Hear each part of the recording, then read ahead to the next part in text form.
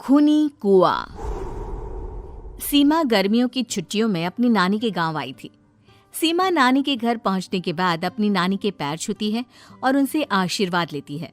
तभी उसकी नानी उससे कहती है, इतनी बड़ी हो गई मेरी सीमा, चल जल्दी से हाथ मुंह धो ले, मैं तेरे लिए खाना लगा देती हूँ। भूख लगी होगी ना? हाँ नानी, भूख तो लग रही है मुझे, आपके हाथ के बने हुए पीले दाल और चावल खाने की। कितना टाइम हो गया है मुझे आपके हाथ का बना हुआ दाल चावल खाए हुए। तू तो नौकरी में व्यस्त थी, तो तुझे कहाँ से टाइम मिलेगा अपनी नानी के लिए? और जब इतने टाइम बाद आई है तो ज्यादा टाइम के लिए रुक कर जाएगी तू। हाँ नानी, इस बार पूरे 2 महीने के लिए आई हूँ। सीमा की नानी अंदर जाकर उसके लिए खाना बनाने लगती है। सीमा कमरे में अकेली होती है, तभी उसे किसी औरत के रोने की आवाज सुनाई देती है। वो कभी खिड़की से बाहर झांकती है तो कभी दरवाजे से बाहर झांकती है। उसे समझ में नहीं आ रहा होता है कि आखिर रो कौन रहा है। तभी नानी खाना लेकर आ जाती है। वो अपनी नानी से कहती है, नानी, कोई औरत रो रही है क्या? मैं जब से यहाँ आई हूँ तब से मुझे यहाँ किसी औरत की रोने की आवाज आ रही है। हे भगवान, कहीं ये वही तो नहीं? बोलो ना नानी। अरे कोई नहीं रो रहा, ये तेरे मन का वहम है। और तू ना अब खाना खा ले, ज्यादा यहाँ वहाँ की बातों में ध्यान मत दिया कर। जल्दी से खाना खा और फिर मेरे साथ आ जा मेरे कमरे में, दोनों बैठकर खूब सारी बातें करेंगे। ऐसे ही अगले दिन सीमा अपनी नानी के साथ गांव के बाजार जा रही होती है। उसी रास्ते में फिर से किसी औरत के रोने की आवाज आती है। वो अपनी नानी से कहती है, अरे नानी, क्या सच में तुम्हें अभी भी किसी औरत की रोने की आवाज नहीं सुनाई दे रही? मुझे किसी औरत की बहुत बुरी तरीके से रोने और चीखने की आवाजें आ रही है। मैं बहुत परेशान हूँ नानी, आखिर ये कौन है? मुझे लगता है कि सीमा को शहर भेज देना चाहिए, यहाँ रहना उसके लिए ठीक नहीं। नानी बोलो ना, आप चुप क्यों हो जाते हो? सीमा, तू घर चल, मुझे तुझसे बहुत जरूरी बात करनी है। नानी सीमा को घर ले आती है और सीमा से कहती है, सीमा, कल सुबह तू शहर वापस चली जाएगी। अरे अचानक? आखिर क्या बात है नानी, आप मुझे ऐसे जाने को क्यों कह रही हो? मैं बस जो कह रही हूँ उस पर ध्यान दे। तू कल सुबह यहाँ से चली जाएगी, और ये बात मैं कोई मजाक में नहीं बोल रही। तू कल जाएगी तो मतलब जाएगी। अरे नानी, चली जाऊंगी मैं, ठीक है, पर आखिर बात क्या है ये तो बता दो। मम्मी से कोई बात हुई है या फिर मुझसे कोई गलती हुई है जो तुम मुझे अचानक से जाने के लिए बोल रही हो? देख सीमा, रात बहुत हो चुकी है और मुझे इस बारे में कोई बात नहीं करनी। चल, अब चल के मेरे साथ सो जा। सुबह की बस पकड़कर तुझे शहर भी तो जाना है। सीमा को अपनी नानी का ऐसा व्यवहार देखकर बहुत ही अजीब लगता है। उसे कुछ समझ में नहीं आ रहा होता है कि आखिर उसकी नानी उसे अचानक से गांव छोड़कर जाने के लिए क्यों कह रही है। ये सारी बातें सोचते सोचते सीमा की आंख लग जाती है और वो अपनी नानी के साथ सो जाती है। ऐसी ही आधी रात को सीमा को फिर से किसी औरत की रोने की आवाज सुनाई देती है। वो उस औरत की आवाज सुनकर बार बार करवटें बदल रही होती है और तभी उसे सपने में भी एक अजीब सी औरत की परछाई दिखाई देती है, जो इतना चीख चीख कर रो रही होती है कि सीमा डरकर उठ जाती है। वो पूरे पसीने पसीने हो रही होती है। वो अपने आसपास देखती है तो घर में बिल्कुल शांति का माहौल होता है। सीमा घबरा जाती है।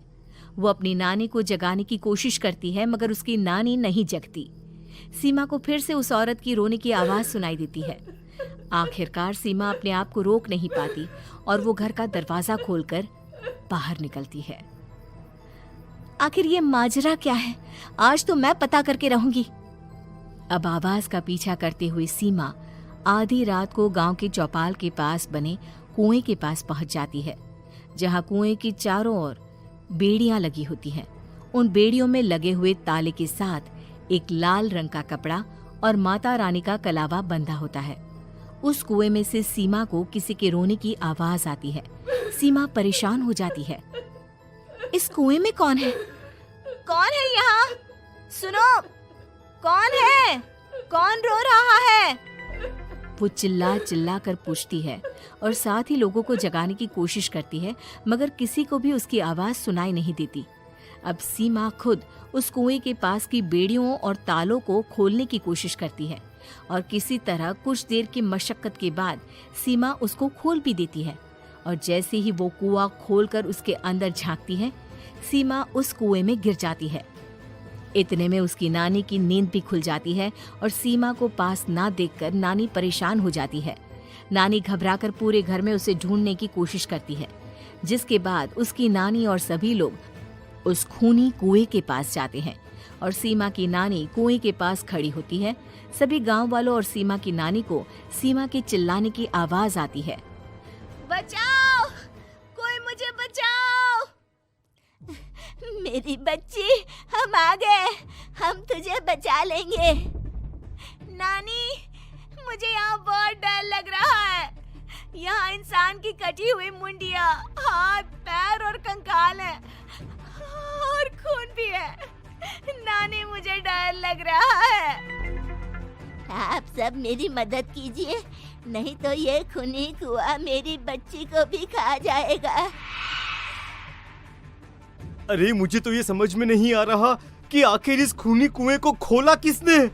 सालों पहले इसको इतनी मुश्किलों के बाद तांत्रिक बाबा ने बंद किया था। अरे पूरा गांव खूनी कुएं के बारे में अच्छे से जानता है, तो कोई भी जानबूझकर तो ऐसा करेगा नहीं। मतलब किसी ने अनजाने में इसे खोल दिया है भैया।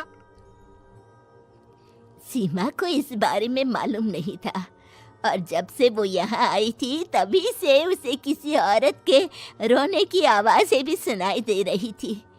कहीं सीमा ने ही तो उसे नहीं खोला।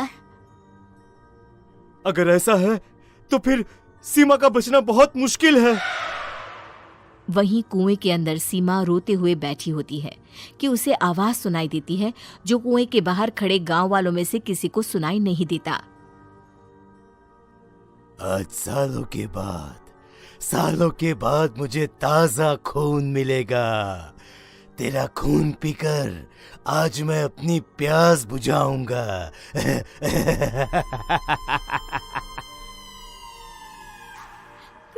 कौन है? मत मारो प्लीज, मुझे जाने दो प्लीज। मैंने किसी का क्या बिगाड़ा है? वो तुझे मरने के बाद पता चल ही जाएगा। जितने में गांव वाले और सीमा की नानी कुछ सोच पाते, उतने में उन्हें सीमा के चिल्लाने की आवाज आती है और अगले ही पल सब शांत हो जाता है। क्या हुआ? सीमा, मेरी बेटी। माफ करना बहन, लेकिन अब सीमा वापस नहीं आएगी। हमें एक बार फिर से कुएं को बंद करना होगा। गांव वाले तभी तांत्रिक को बुला कर लाते हैं। एक बार फिर अपनी शक्ति से तांत्रिक बाबा उस कुएं को हमेशा हमेशा के लिए बंद कर देते हैं और वहां एक बोर्ड लगा दिया जाता है कि यहाँ आना मना है।